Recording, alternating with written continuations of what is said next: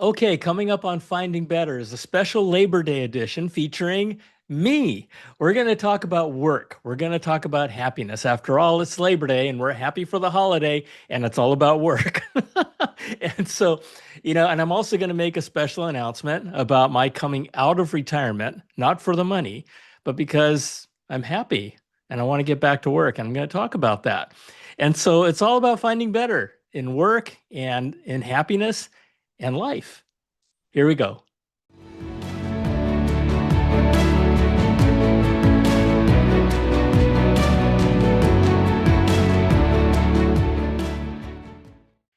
Hey, gang. Hello, hello, hello, and welcome back to our Finding Better podcast. My name is John Suzuki, and I am your host.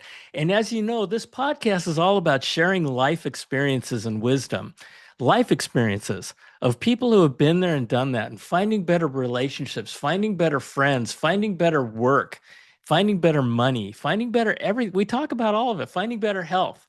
We talk about all of it. And it's an amazing, amazing thing to learn from people's experiences. It's not about theories. It's not about academics. It's certainly not opinions. I had a dear friend of mine who once told me, John, I could care less about your opinions, but I'll listen to your experiences all day long. This is all about experiences. And today's episode is from the heart with me. And I do this every once in a while, and I just talk about stuff that I've learned and things that have really, really helped me that I hope will help you too. This is Labor Day week. Yesterday was the Labor Day holiday here in the United States, and it's the holiday where we celebrate work, where we celebrate labor. And so I want to talk with you, and I want to talk with you about two things. I want to talk with you about happiness, and I want to talk with you about work. Okay. But before, because here's the thing, they're both amazing. They're both amazing. And we're going to talk about that. But before we move on with that, I want to say thank you. We're celebrating over 150 episodes, and unbelievably, we're approaching 3,000 subscribers on the Finding Better YouTube channel. Thank you. Thank you for your support. Thank you for your love. I'm hoping that we are giving you really interesting things to think about. The guests that I'm having on Finding Better are amazing, amazing people. I'm going to talk with you about some of them in just a couple of minutes. But thank you.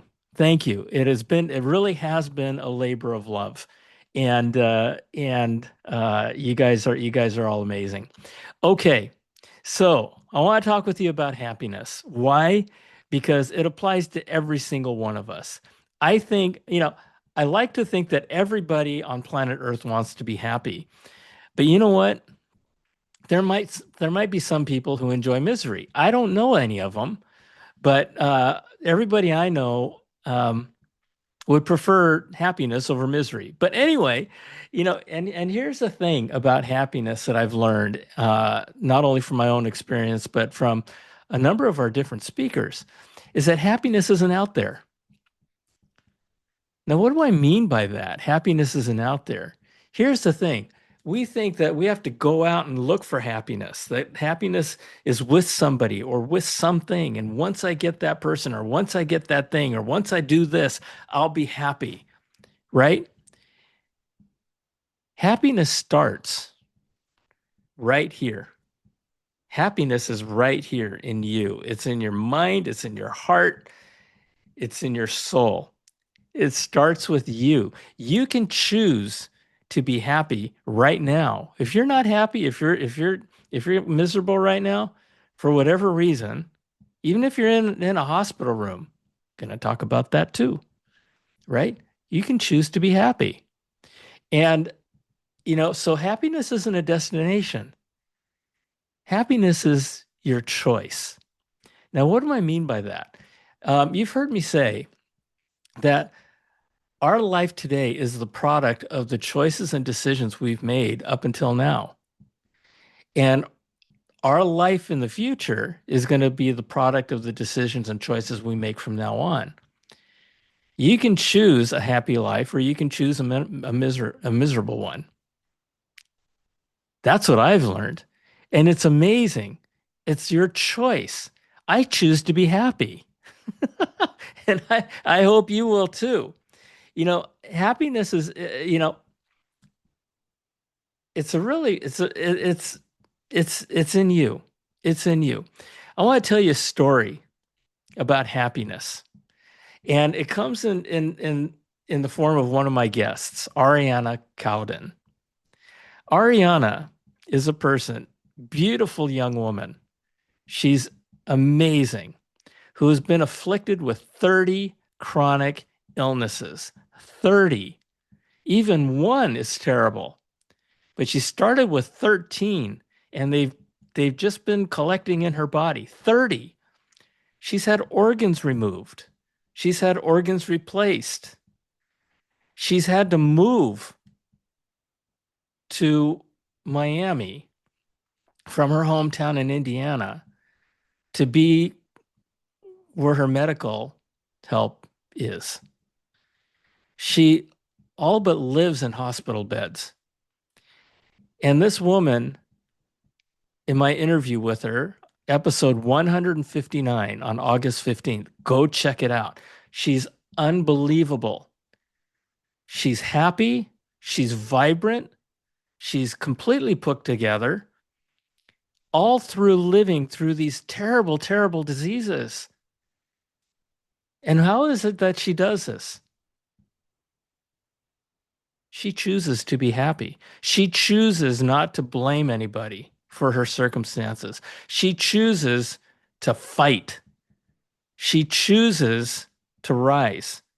She chooses to get out of bed every morning. It takes her 2 hours to put on her makeup. And through it all, she found herself in a place where her employer let her go because she was always sick. So what did she decide to do from her hospital bed? She started a business, grew it into a 7-figure business.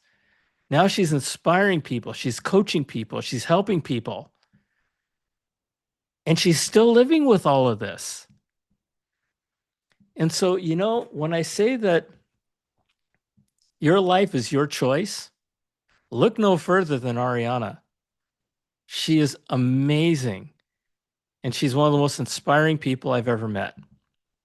Your life is your choice. Happiness is your choice. And so is misery. Choose happiness. Choose good. Right? And so I just wanted to share that with you because we're always in search of happiness. Like I said, you can be happy right now, right at this moment, if you just choose to be. And choosing to be happy or choosing to be whatever can be really, really, really hard. And I think one of the biggest choices we can make in our happiness is never be a victim. I'm seeing victimhood rising like an epidemic. Everybody is blaming other people and other things for their circumstances. You see it certainly in our politics.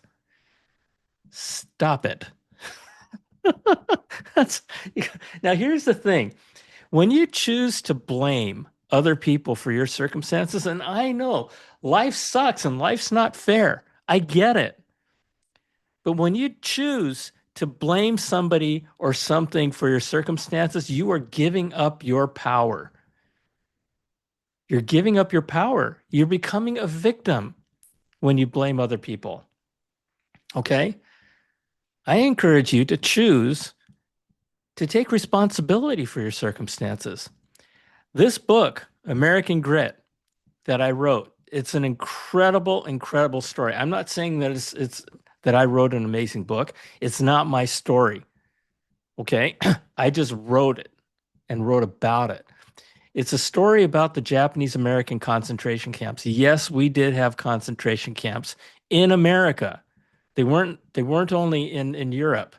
Now, I will say that the European concentration camps were more like genocidal extermination camps because that's what they were. Okay? At least we didn't have the genocide part of of the camps in the United States. I shouldn't be laughing about that. But they were internment camps and they were by definition concentration camps. Now, what happened during that time? The United States was so fearful that the Japanese were going to attack the United States on the West Coast that they rounded up over 200,000 Japanese people, two-thirds of whom were American citizens, and they threw them in these concentration camps that were built in the deserts and the swamps of America where nobody deserved to live.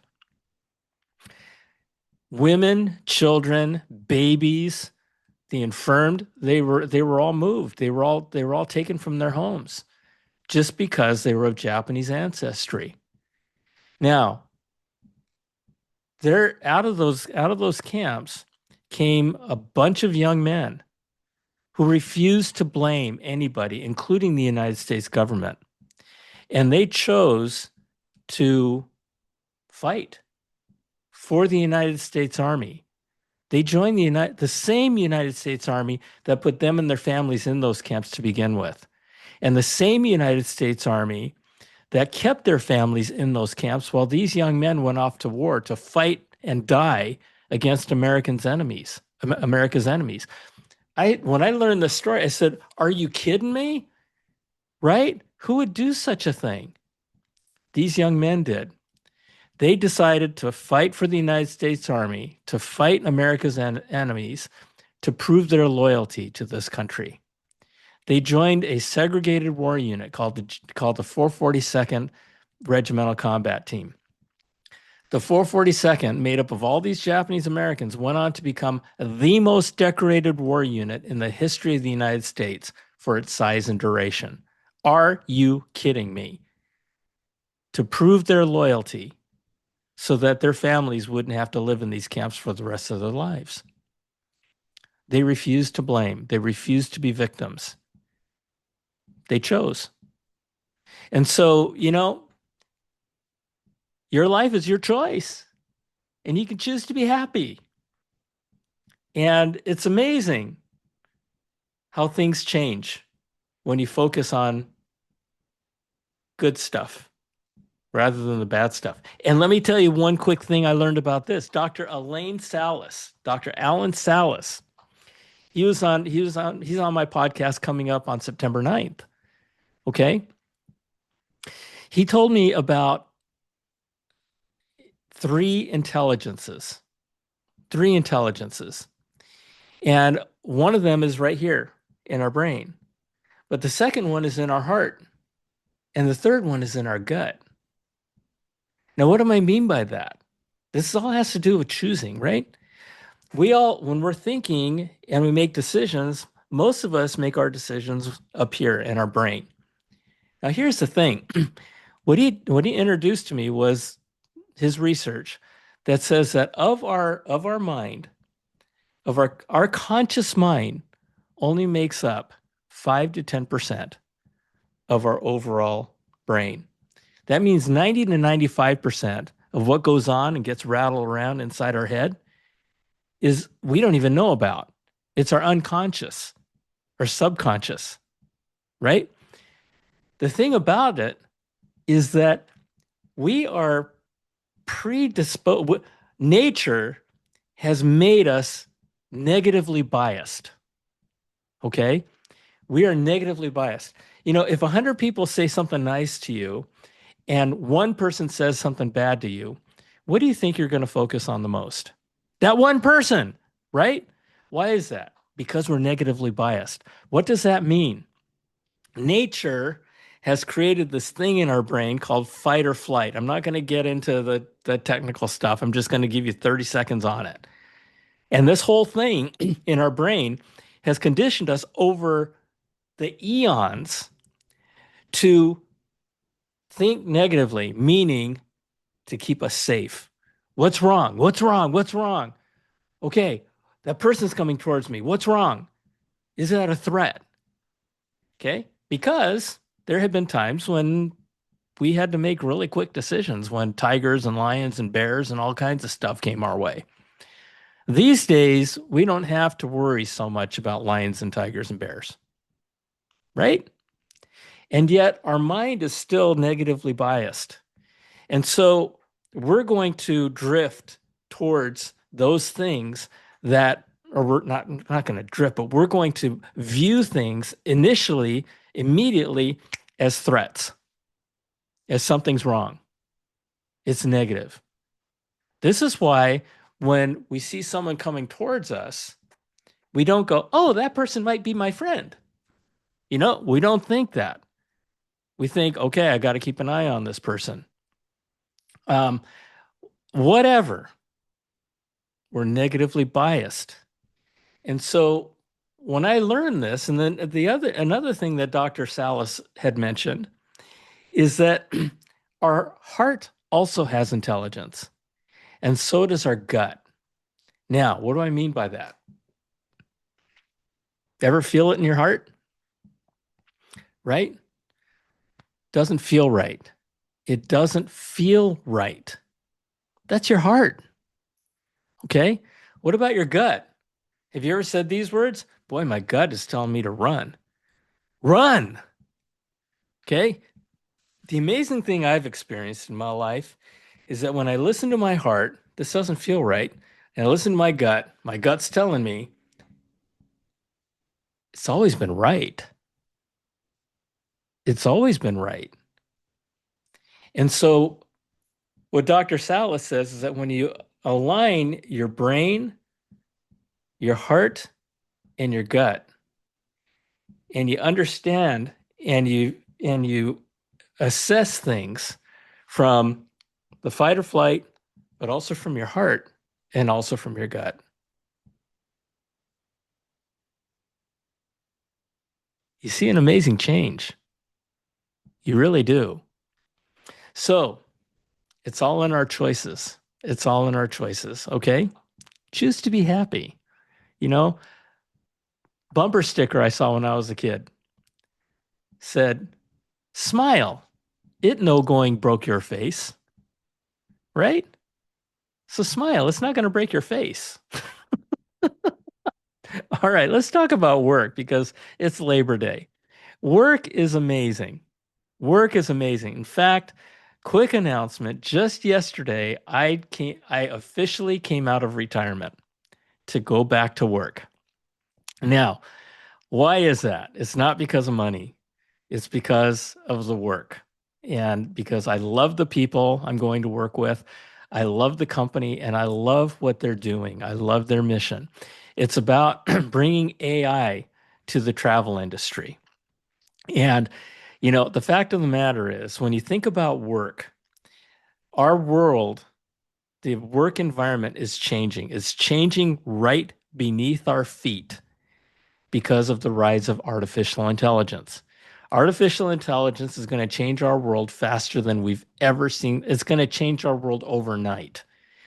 And I started my career in 1984 with a company called IBM. And over the last 40 years, I've helped to shepherd in 5 or 6 generations of revolutionary technology, including the PC, including the internet, including social media, all these different kinds of things, right? And over the years, we've gotten really, really, really smart. And I just recently coined a phrase that says we've gotten so smart that we've forgotten our heart.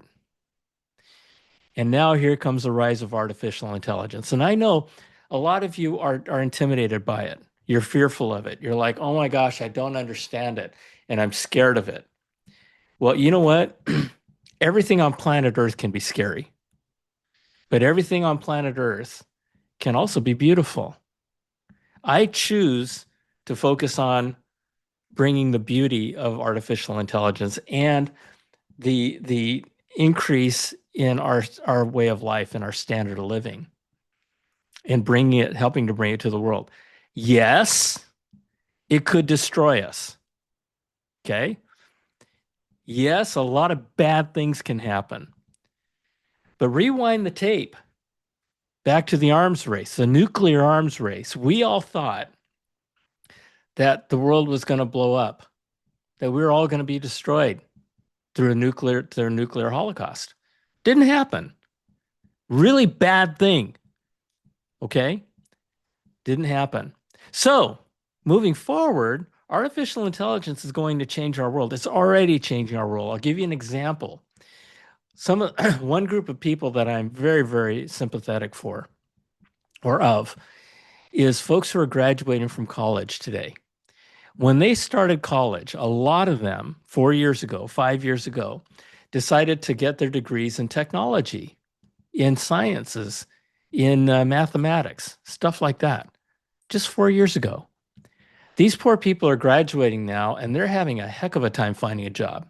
Why? Because of the rise of artificial intelligence.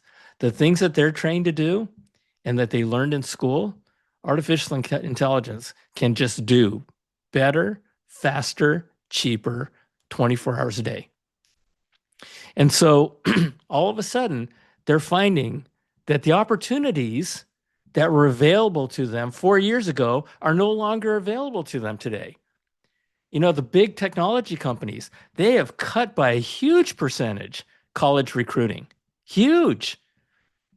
And so why is this happening? Well, think of the words artificial intelligence, right? Anything that has to do with smarts and brains and analytics, artificial intelligence is doing better. You know, a few short years ago, data scientists, oh my gosh, these are some of the smartest people I know. A lot of them are having a hard time finding a job today. One of them has a friend of mine, hasn't been able to find work for 6 months. And he's incredibly, incredibly smart. He's just now starting to find opportunities, but they're not looking for data scientists anymore. Before, you couldn't find available data scientists. Okay? So anything that has to, I mean, attorneys, I mean, everything, everything. So the world is changing underneath our feet. Now, a lot of folks, and this is just me talking to give you a perspective. I may be completely wrong, but this is part of the reason why I'm so happy and excited to go to work for an AI company. People are wondering now what the future holds.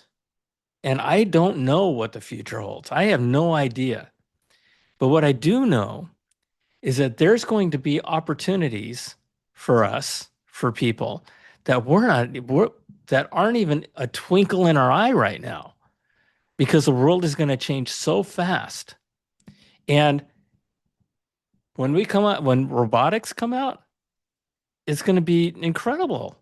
It's going to be incredible, right? What those things are going to do in raising productivity. And as that part of our world changes, there's going to be other things that are going to arise that we're going to be able to focus on. So my whole thing about work is,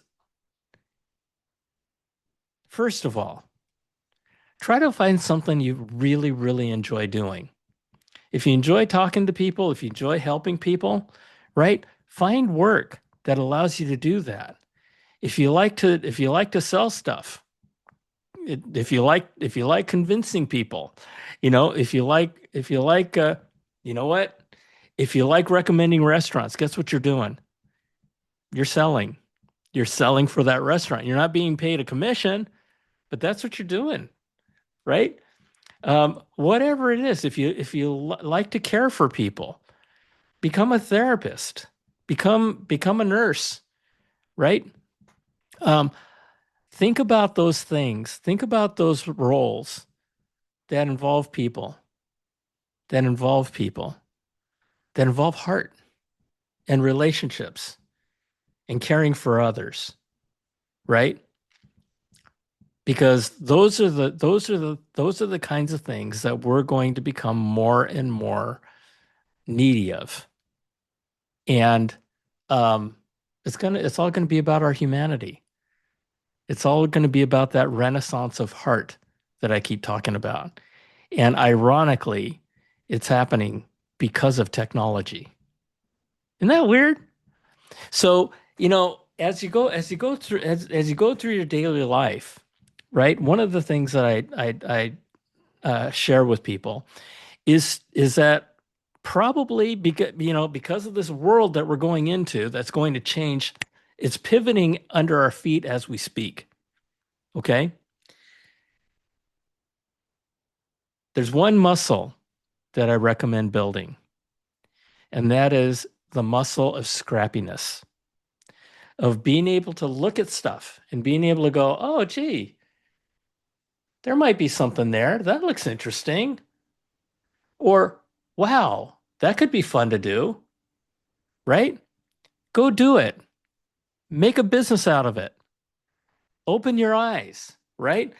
A lot of us in our careers right now are doing this. We got the blinders on and we're so focused on what we do today and finding a job on what we do today and looking for opportunities based on what we're doing today. Okay. Take those blinders off. There are so many other opportunities out there.